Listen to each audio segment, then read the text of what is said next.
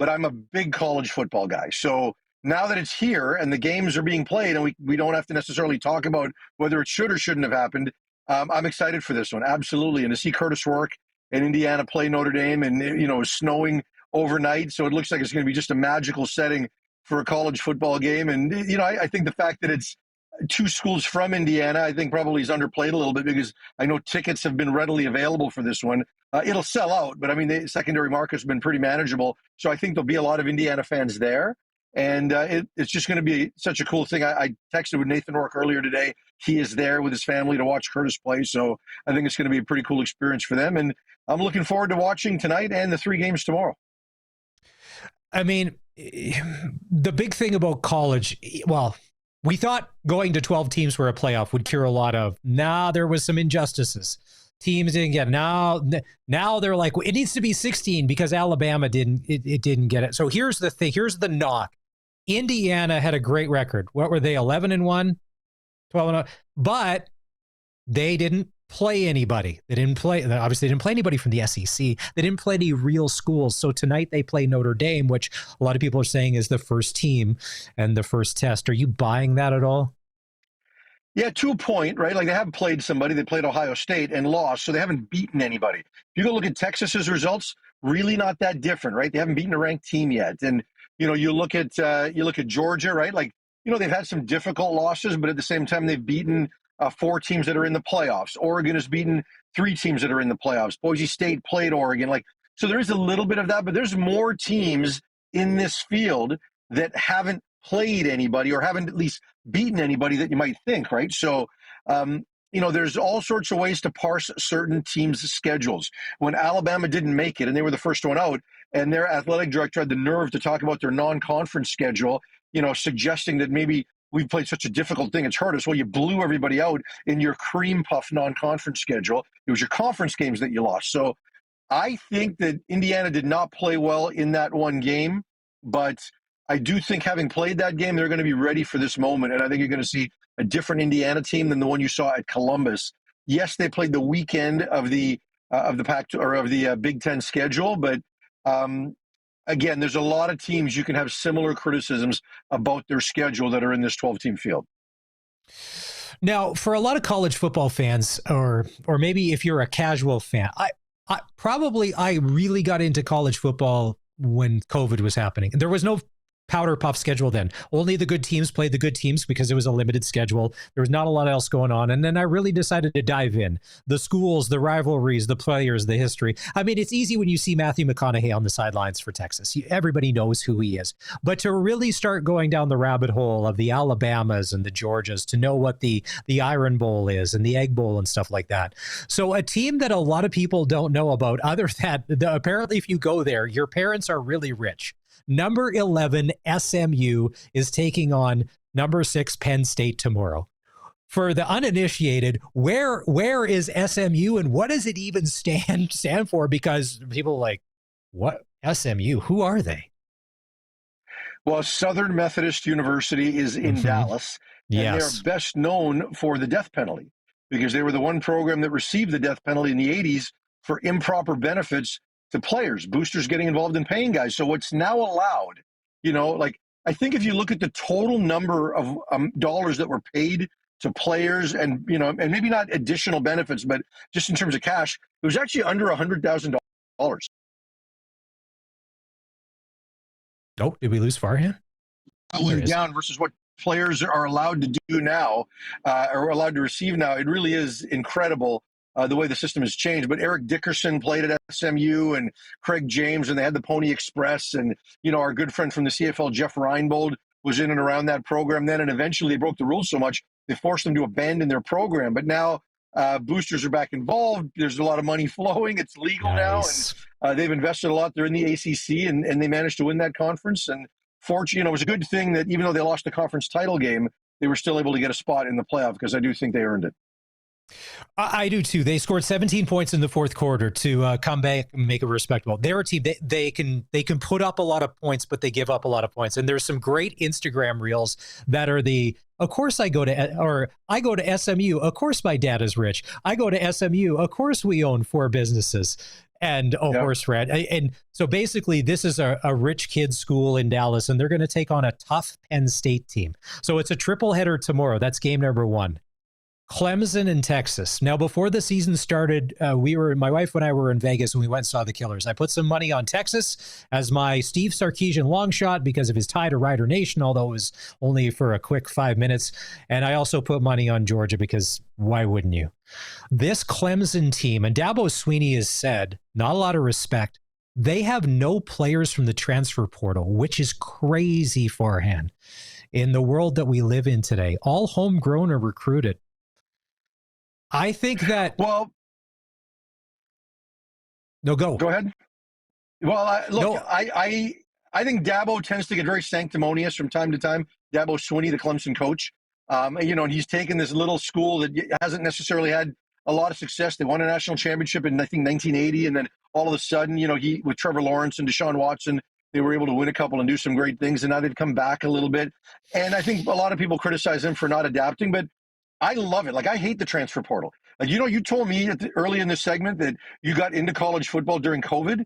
COVID ruined college football for me. And I say that, I tweeted the other day that I hate college football and I love college football, and I hate myself for loving college football, right? Because I think deep down I'm still invested, but the fact is that he wants to build some loyalty, and he wants to have a homegrown program that people actually invest in their own blood, sweat, and tears, and they'll develop. They won't just run guys off and go get some transplants. So I have a ton of respect for that. They actually just signed somebody from the portal yesterday, which was the first player they've ever done that with in the portal era. So do I think the floodgates are going to open at Clemson? No.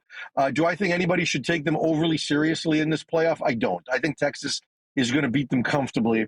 They wound up surprising a lot of people after a 3-loss season and still managing to beat SMU in the conference championship game and getting in, but I don't see them beating Texas. I think Texas is a legit contender in this tournament. I don't think Clemson is. Clemson's got some holes, especially along both sides of the lines of scrimmage, and I think Texas is going to be able to exploit that. Here's the thing, and I'm going to go crazy off the board, but it seems like with Quinn Ewers, the starting quarterback for Texas, it's a bit of a struggle. Then Arch Manning comes in, and you could just tell the kid just has it. There's just something special there. The team looks different. If Ewers sticks around and doesn't clear for the draft, he's going to go play college football somewhere else, and he's got 7-figure deals on the table. If I'm Sarkisian and I know that Arch Manning is the future, I'm starting him tomorrow and be like, I'm riding with this guy because we're going to be together for the next 2 years regardless. It's crazy. Yeah. And when Arch was in, when Ewers was hurt, they looked like a different team on offense. It didn't seem it seemed to have flow, is the best way to put it.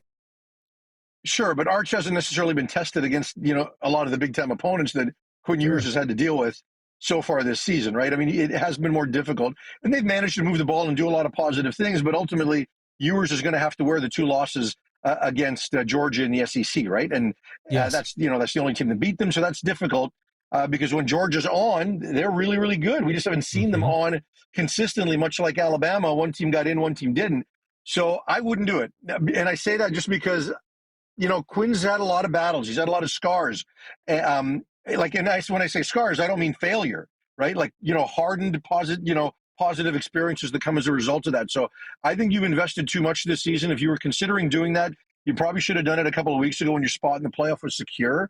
That said, you could see a Jalen Hurts Tua Tagovailoa deal from 2017 where Jalen just wasn't getting it done and Tua came in and was able to turn that game around and eventually win it in overtime for a national championship. So if they are struggling, I would turn to Arch Manning pretty quickly. But I wouldn't do that to start this game. Well, I figured at halftime, if they're down, I'm thinking because Sarkisian wants to win, and he wants to win bad because the program's going like this. And it's funny, we were on vacation in Hawaii. Tell me your Hawaii story in a minute. Sark doesn't have a lot of nice things to say about Saskatchewan, about his short time there. I know. And I'm just like, I wasn't happy when I heard that once in a coach's clinic when he took a shot at Saskatchewan. I'm like, come on, man. Saskatchewan's awesome. They love football. No one loves football like people in Saskatchewan. I know. We were just talking earlier in the show, Tino Sunseri and Seth Daggy quarterbacks for the Red. Now, once again, maybe they don't last here in Rider Nation or go on to success that way, but they sure end up making some good coaches. It's funny when you were talking about the Jalen Hurts Tua Tagovailoa.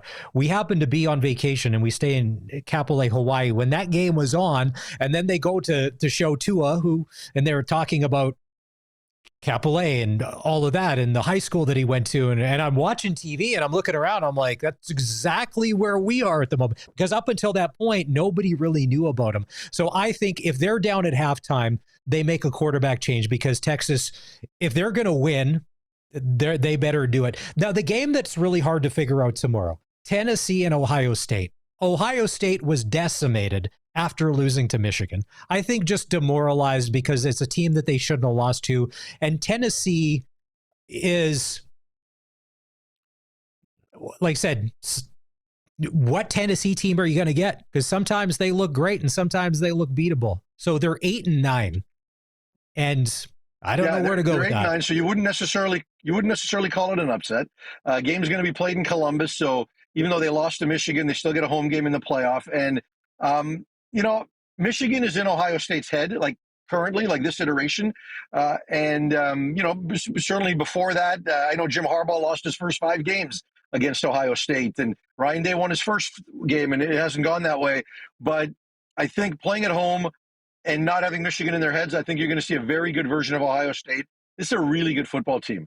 And, is the quarterback the right one? Is he the guy that's going to make magic for them? I'm not sure that he is, right? Like, I'm not a big Kyle McCord guy, but Will Rogers, I should say. So because McCord's at Syracuse now, but with Tennessee, they can run the football really, really well, right? Like that's their bread and butter. They have success on the ground. I think Ohio State is equipped to stop them defensively. And if they do, I just think there's a lot of weapons on the offensive side of the ball. Ohio State hasn't run the ball as effectively as I thought they would throughout the season, not just in that Michigan game. So I think there's another gear for them to get to. They did lose a key member of their offensive line. I'm not sure if he's playing tomorrow, but, so there was a lot that was lost in that Michigan game, but there's a lot that can be gained back in these playoffs, right? Like it almost happened a couple of years ago where they lost to Michigan, then came back and then wound up losing right at the end of the national championship game. Like they've got the ability to turn that around and to flip the script based on what they do here in the playoffs. And I think Ohio State gets past Tennessee in this game. We're chatting with Farhan Lalji from TSN on the Western Pizza Guest Hotline. College football playoffs start tonight. Now, so you got the game tonight, then the triple header. Then the Fiesta Bowl on Tuesday, December 31st is number 3 Boise State playing the Penn State SMU winner. A lot of people are upset at Boise State for getting the buy-in as number 3, but they were undefeated where they're like, holy team that didn't. Austin Gentry is dynamic, but I don't know, could this be whatever team makes it through? I think Boise State's going to have its hands full because I think they're going to come up against competition that they really didn't see all year playing in the Mountain West. Yeah, I mean, they lost that one tough game earlier this season against Oregon. And, Oregon was lucky to win that game because they had 2 kick return touchdowns and then wound up winning on a walk-off field goal to win just by 3. And Ashton Genty torched the Ducks in that game for over 200 yards or almost 200 yards and 3 touchdowns. And for my money, I think Genty should have been the Heisman Trophy winner. So all that said, like Penn State is incredibly elite defensively. I think Penn State's going to find a way to not find a way. I think they're going to win this first game and they're going to wind up probably taking out Boise State. But the fact that Boise did what they did against Oregon tells me there's a lot here. And I think they can run the ball and play physical football. Penn State's known for its defense. They're known for their run defense. So that's a matchup in the second round that I think is going to be a lot of fun to watch. Peach Bowl on New Year's Day, number 4, Arizona State. And this has people up in arms that they're number 4 and they're getting a buy-in. They're going to play the winner of Texas and Clemson. And if I'm an Arizona State fan, and I don't know how many there are, but you could have possibly, if you can win that Texas Clemson game, and next thing you know, like you're that much closer to be like, it's crazy. Like Arizona can put up points. Yeah, they can, and they've got a guy named Cam Scadaboo as their running back who, believes he should have won the Heisman Trophy, I know. right? And probably the second best back in college football behind Genty. And both of these teams, I think a year from now, would not have got the bye, right? Like I think that's what they had decided in the beginning was that the top the top four ranked conference champions were going to get the top four seeds, right? So even though Arizona State and Boise State aren't ranked in the top four, they are conference champions, and there's only 5 conference champions here. So they, and Clemson was the other one, and they're ranked below them, and rightly so, in my opinion. But I think what will happen next year is they'll make an adjustment and make sure the top 4 ranked teams get those buys, and they'll probably the concession will be that you at least get a home game if you're one of those other conference champions that didn't happen to finish in the top 4. So certainly, like, people believe that Boise State has the best bracket available. They don't like that Boise and Arizona State got ranked the way they did. Do I think Arizona State can pull off a game against Texas? I don't. I think Texas has got enough that if they get to Arizona State, I think they're going to wind up winning that. It'll be interesting just from a conference geographical rivalry standpoint, because Arizona State, for my money, is a Pac-12 school. They were 3-9 in the Pac-12 last year, win the Big Ten this year with Texas and Oklahoma out of the Big 12, yes. I should say, not the Big Ten. And, Texas now gets to come back and play the quote-unquote Big 12 champion, which is really a Pac-12 team in disguise.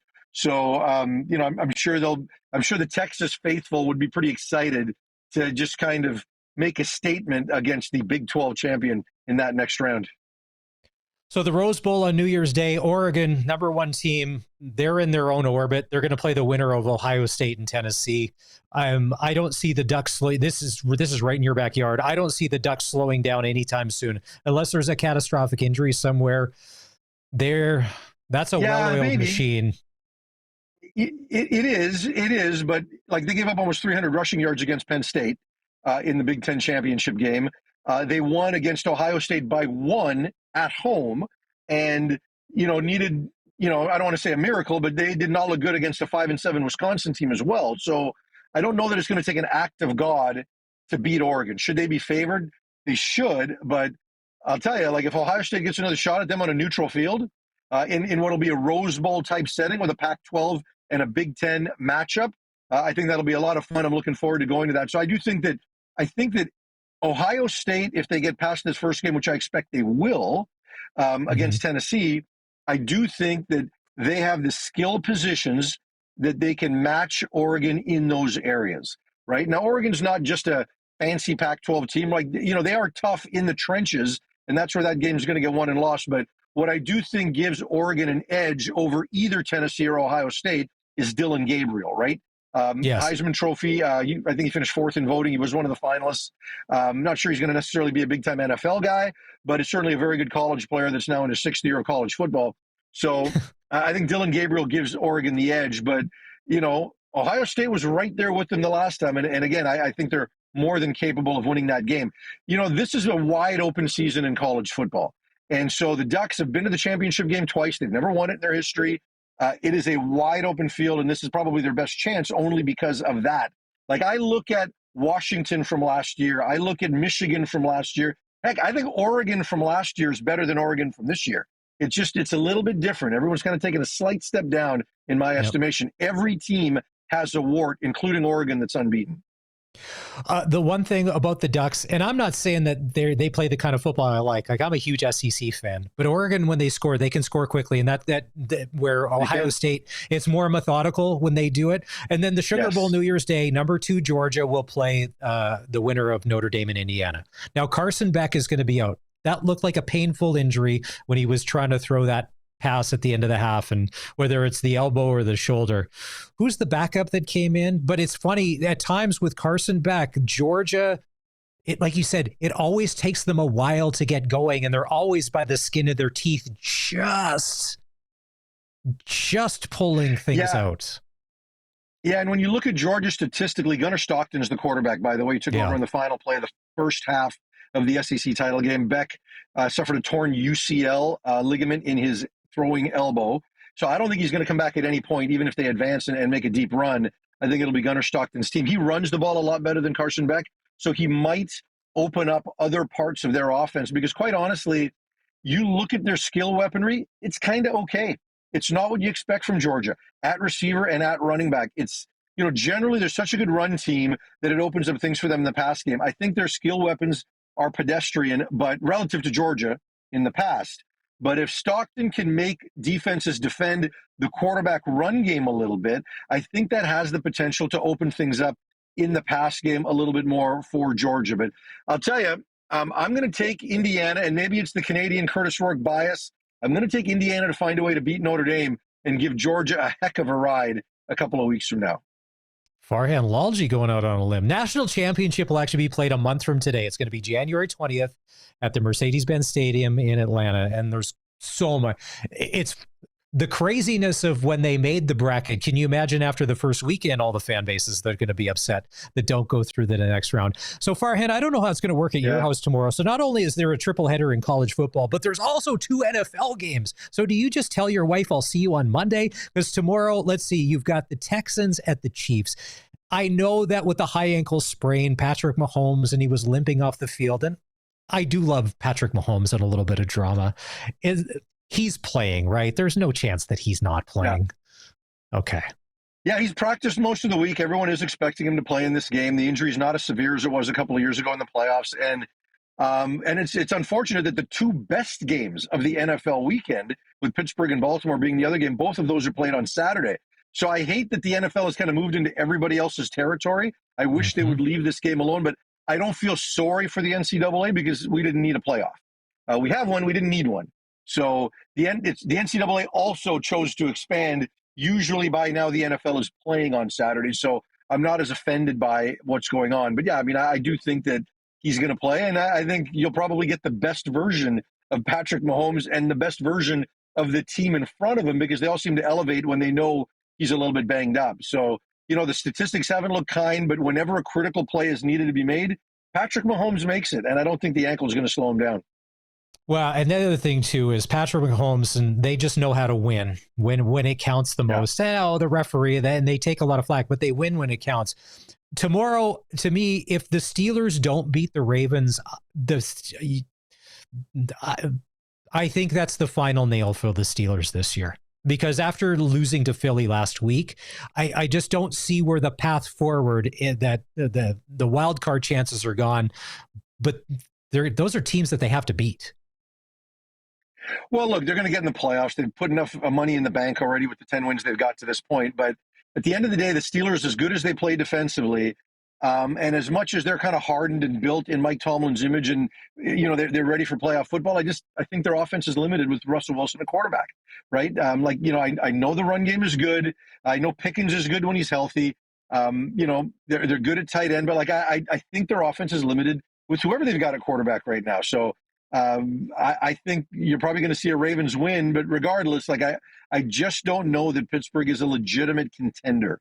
Yes, they're going to be a solid playoff team, but to me, the Steelers and the Chargers and the Broncos and those types of teams that are they're in the bottom tier of the NF or the AFC teams that are going to get into the playoffs. Whereas I think everybody else from and maybe not Houston either, but the Bills and the Chiefs, and maybe even the Ravens, those are legitimate contending teams in my mind. I just don't put Pittsburgh in that category, even though right now they're ahead of the Ravens in the standings. If the Commanders beat the Eagles on Sunday, are they legit contenders? It's been a nice story so far. You're seeing Dan Quinn, they're doing all the right stuff. Are you buying stock in them if they beat the Eagles? Well, that's a big if. If they beat the Eagles, who to me have ascended big time, right? We all had Detroit as the top team in that division once San Francisco clearly fell off with all the injuries. I think Philadelphia is the best team in the NFC. So if they win, I think we probably got to reassess it, but it would take that because to me right now, they're a nice story. Okay. To me, the one team that you don't want to play, and I'd love to get your take on this, is the LA Rams. Matthew Stafford's playing some good football these days. And I don't know how it's going to play out, but they lose the easy ones and they win the hard ones. And it's that Sean McVay, give them one game to dial it up. And they're seeming to come through and just make enough plays at the right time. That Puka Nacua, man. Yeah. For me, Sean McVay is an incredible coach. You're right. They can beat anyone. It's a good description. That's the one team you don't want to play in round one, right? Now, if it's a crazy cold weather game, we'll see. But Puka Nacua and Cooper Kupp and these guys, and even Matthew Stafford, even though he played all those years in a dome in Detroit, they're comfortable playing in those games. So I just think they can beat anybody anywhere. I'm not going to take them as favorites, and I'm not going to say they're necessarily a dark horse Super Bowl team, but I'd take them to cover every game they're in and give them more than a puncher's chance. But we haven't seen those two receivers completely healthy together prior to this season. And to see them dial it up in the way McVay's been able to take advantage of them, and really how this team, it's taken a couple of years for them to evolve defensively without Aaron Donald, but defensively they're really, really good as well, including a Canadian boy named Michael Hecht at outside linebacker. Like, they've got some pieces there, even though they've lost some bigger names in the last couple of years. So it hasn't taken Sean McVay long to get back to the top of the mountain or in that conversation. But that what he's done this year is Coach of the Year worthy, in my opinion. All right, we'll wrap on this because I'm not a Seahawks fan, but if you're a Seahawks fan and that's close to where you are, it's very frustrating because Geno Smith, you're up, you're down. If the Seahawks beat the Vikings this weekend, are we hopping on the Seahawk bandwagon, or should we stay 10 feet back because we don't know where this thing is going? It could be the ditch. I think okay. Yeah, no, I think you can stay back. And look, they won 4 games. Their defense appeared to turn it around, but then they finally got tested by a legitimate team in the Green Bay Packers, and they failed the test. They failed it in every phase they had been succeeding in over those 4 games, right? Like, they had no problem, Green Bay did, running the football. They had no problems on third down. Geno Smith, again, with a red zone turnover, which he hadn't done in the previous 2 games. So, when I look at them, I love Jackson Smith and Jigba. I think DK Metcalf is the most overrated receiver in the National Football League, and we're seeing his numbers tail off again now. Geno is limited. You can win with him, but you'll never win because of him. Because when you see Geno in the red zone, you're holding your breath. He doesn't throw a turnover or interception. And when you see him at the 35 and 40, at the edge of field goal range, hold your breath because he'll take a sack, right? And defensively, they've made some big upgrades. I like what they've got in place at all 3 levels. There are some holes in the secondary due to injury. Their linebackers have gotten better in the last couple of weeks since they made some changes. They're deep across the front, but Byron Murphy hasn't become elite yet. Leonard Williams was elite against bad teams, wasn't against the Packers. I want to see him elite with this Seahawks defense against a good team. So if they can do those things against Minnesota, maybe we'll talk about it differently, but I think you stay back. Don't buy stock. They'll make the playoffs, but they're a pretender. All right. We love it. Farhan Lalji, we'll let you probably go on to be in front of a TV here in a short amount of time. It looks like you're in heavy traffic. All right. Thanks, my friend. We'll catch up next week. It's the all new Sports Cage. We're going to take a break. When we come back, it's time to talk senior hockey for Future Ford in Melville and coolbet.co. It's the all new Sports Cage, streaming at sportscage.com and on the radio at 620 CKRM.